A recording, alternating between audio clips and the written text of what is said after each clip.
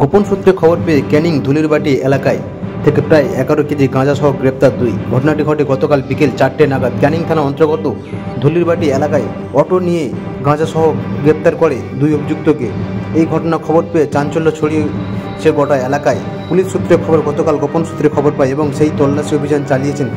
ধুলিরবাটি এলাকায় অরূপ মণ্ডলকে ধরতে এসে দেখা মিলে গণেশ মিস্ত্রি।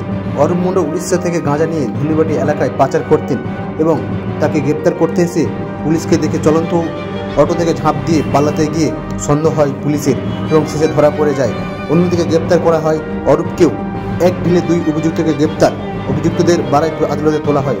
এই ঘটনা খবর পেয়ে গোটা এলাকায় চাঞ্চল্য ছড়িয়েছে।